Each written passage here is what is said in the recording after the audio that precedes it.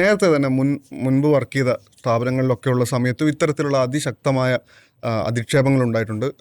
പരിധി കടന്ന അധിക്ഷേപങ്ങൾ ഉണ്ടാവുകയും അത് പരാതികളാവുകയും കേസായി ഇപ്പോഴും തുടരുന്നുണ്ടെന്നാണ് ഞാൻ മനസ്സിലാക്കുന്നത്. പല സ്ഥാപനങ്ങളിൽ ജോലി ചെയ്തപ്പോഴുണ്ടായ കേസുകളെല്ലാം തുടരുന്നുണ്ടെന്നാണ് മനസ്സിലാക്കുന്നത്. ഇപ്പോൾ റിപ്പോർട്ടർ ടിവിയും കേസ് ഫയൽ ചെയ്തിരിക്കുകയാണ്, DGPക്ക് പരാതി നൽകിയിരിക്കുകയാണ്.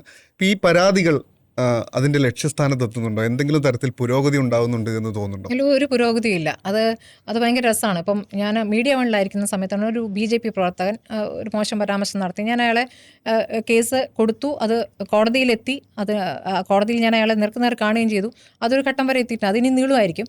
അതല്ലാതെ ഇപ്പോൾ ഞാനിപ്പോൾ ഇവിടെ വന്നതിന് ശേഷം തന്നെ റിപ്പോർട്ടിൽ വന്നതിന് ശേഷം 2-3 പരാതികൾ മുമ്പും കൊടുത്തിട്ടുണ്ട്. ഒരു അനക്കവും ഉണ്ടായിട്ടില്ല. ഇടയ്ക്ക് എന്തൊക്കെയോ അന്വേഷിച്ച്, അതായത് നമ്മൾ ആദ്യം കൊടുത്ത കാര്യങ്ങൾ തന്നെ വീണ്ടും ചോദിക്കും. അതിൻ്റെ വീഡിയോ ഉണ്ടോ എന്ന് ചോദിച്ചിട്ട് രണ്ടാമത് വിളിക്കുമെന്ന് വെച്ചാൽ ഞാൻ പറഞ്ഞത് വിട്ടേക്ക്, എനിക്ക് ഇനി മടുത്തു എന്ന് പറഞ്ഞു. ഇതിലും എനിക്ക് പുരോഗതി ഒന്നും ഉണ്ടാകുന്ന യാതൊരു പ്രതീക്ഷയില്ല. പക്ഷേ നമ്മൾ കേസ് കൊടുക്കണമല്ലോ, നമ്മളങ്ങനെ മിണ്ടാതിരിക്കുന്നു എന്ന് തോന്നരുത് എന്നുള്ളത് കൊണ്ട് മാത്രം കൊടുക്കുകയാണ്. അതേസമയം മുഖ്യമന്ത്രിക്കെതിരെ മുഖ്യമന്ത്രിയുടെ പോസ്റ്റിന് താഴെ സ്വർണ്ണക്കള്ളൻ എഴുതിയ 19കാരനെ എത്ര വേഗമാണ് അറസ്റ്റ് ചെയ്ത്. അപ്പോൾ ആളെ വേഗം കണ്ടെത്താൻ പറ്റും. ഇതിപ്പോൾ ആൾക്കാരെ കണ്ടെത്താൻ പറ്റില്ല. ഇതാണ് പ്രശ്നം.